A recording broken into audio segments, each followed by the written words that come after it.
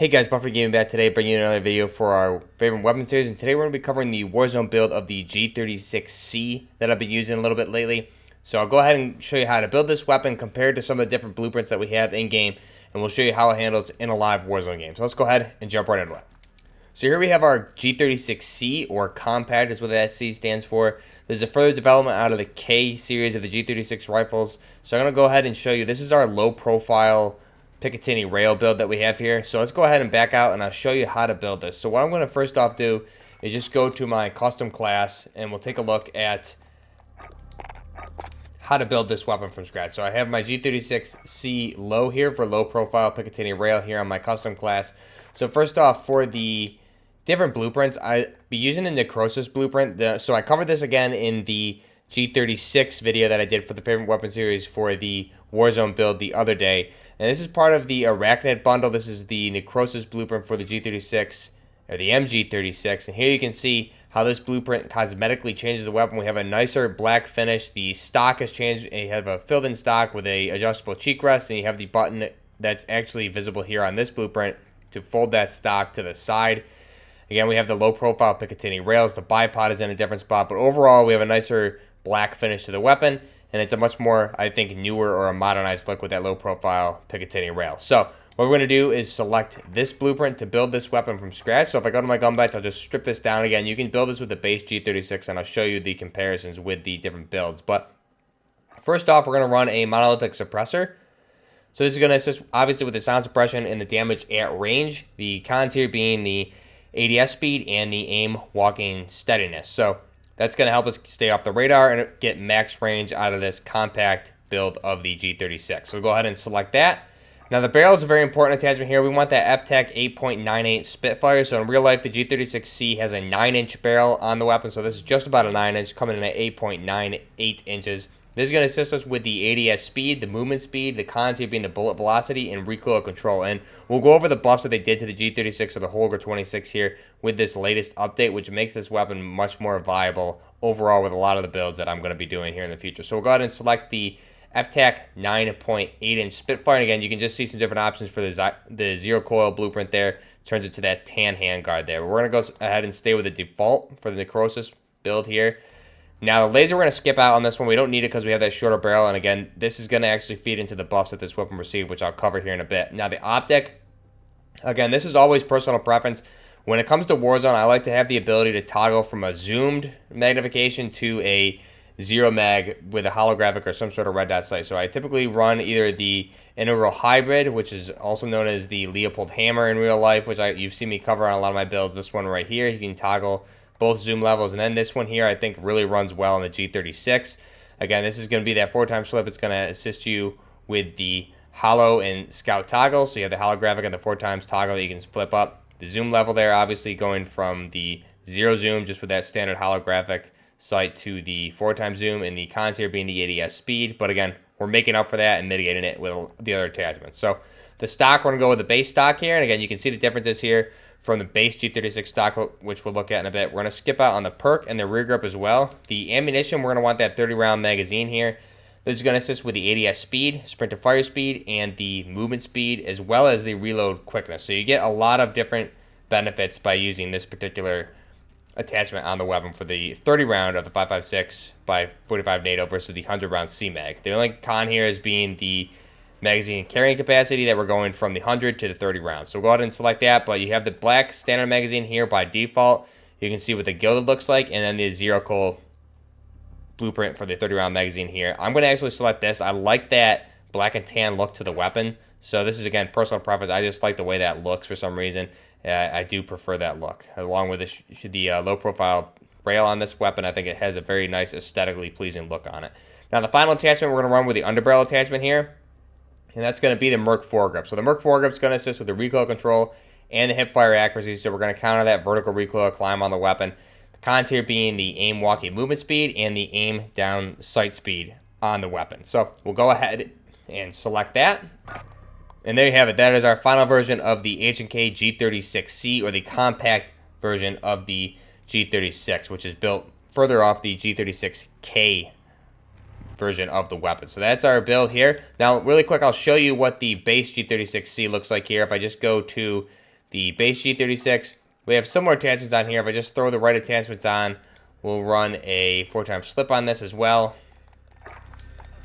And then we have essentially the same attachments. So there you go. That's the base, the big differences there. Not huge differences. We have the low profile rail, which is not present on this. We have a standard G36C Picatinny carry handle. And then we have a base version of the stock here, and we have the base magazine selector. So if I go back to our build with a low profile Picatinny rail system on this weapon, you can see the major differences. We still have the ambidextrous select fire on the left and right hand side, as well as a mag release. We have a more open way to get to the charging handle there because we have the low profile Picatinny rail. And then we have the different buttstock here, which is going to give it that adjustable cheek rest. And we also have the button here on the left hand side to allow the weapon to fold to the right, which isn't present on the base version of the G36, which I showed. Now this is a great weapon. I really like the way this thing handles. Really quick so you guys can see the camouflage on this. I prefer to run it in standard black, but you can see what this looks like. The camouflage is not going to cover the base, so the same as what we covered with a G36 build utilizing this same blueprint. So we'll go ahead and back out really quick. The one reticle that I do use, again, is a Chevron Tactical. I think this is just the best way to get eyes on target and not have any of the background colors interfere with you getting that reticle on target. With this one, the base one, I sometimes do have issues. So I'm going to go with that Chevron Tactical. We'll back out. And that is our final version of the G36C. So go ahead and jump into the gameplay here. You can see me using this just in Warzone. Again, the weapon itself, the Holger-26, did receive quite a bit of buffs with the latest patch the other week here in one of the last updates of Season 2. So the weapon overall did receive increased movement speed, improved ADS speed, slight recoil reduction.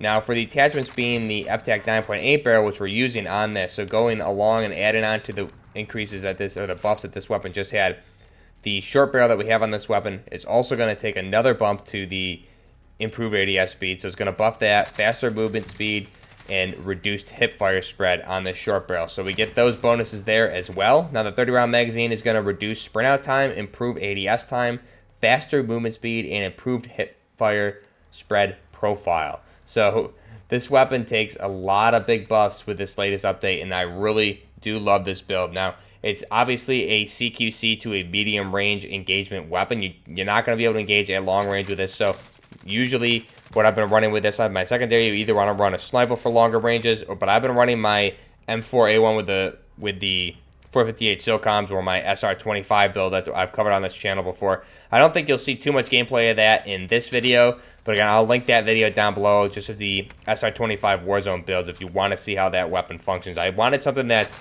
more of a DMR versus a sniper rifle, because if I get in longer medium range engagements, I don't want to have to rely on a bolt weapon being like the HDR or the AX50. I want something that's semi-auto and it's going to hit hard, and that SR25 build is going to be that happy medium, I think, between the G36C and a sniper rifle that will allow me to engage at range as well as close range if I really had to. But again, the G36C, great weapon for Warzone with the buffs that it did receive in this latest update. This is actually a very viable weapon. The only downside here is that it only has a 30-round magazine, so you'll see me running this in solos. If you really want to run it in trios, duos, or even quads, it's definitely doable. I've done it before.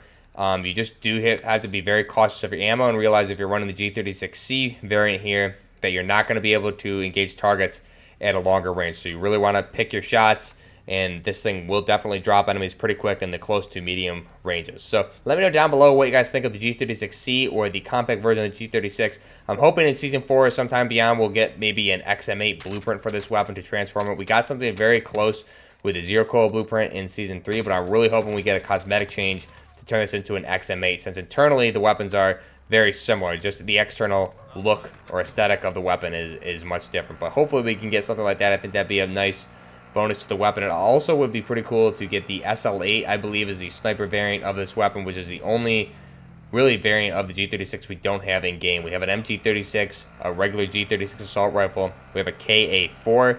We also have the G36C. So if we got the SL8 sniper rifle variant of the G36, I think that would be pretty cool to see in the future, whether it's a blueprint or some different attachments that are added to the weapon, or maybe even a new weapon in general will be pretty cool to see. But let me know down below what you guys think of the G36C. Again, it handles really well. Let me know what you guys want to see in Season 4. I'll link the video for the Season 4 wish list down below as well.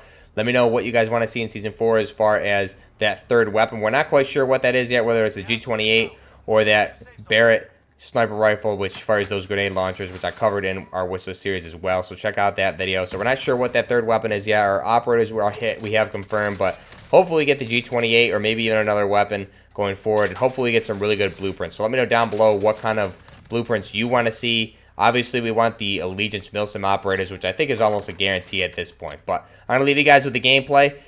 Definitely want to be using this thing very cautiously. Don't be rushing, because keep in mind you only have the 30-round magazines, especially with the meta still being the growl. You need to definitely position yourself in the circle and position yourself when you're engaging this thing at beyond the close quarters engagements. But again, let me know what you guys think of this weapon, what you want to see in the future of Call of Duty Modern Warfare for multiplayer and Warzone. And until next time, Buffer Gaming.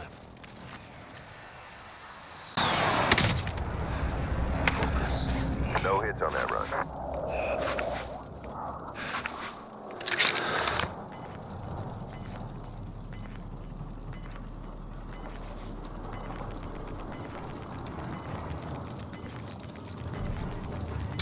Gas is moving in. New safe zone located.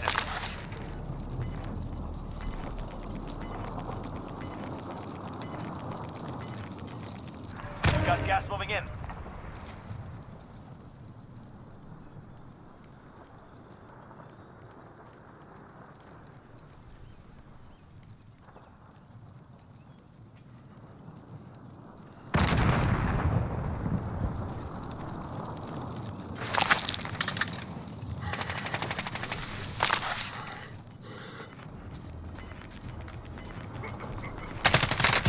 You made it through and took some in. Well done.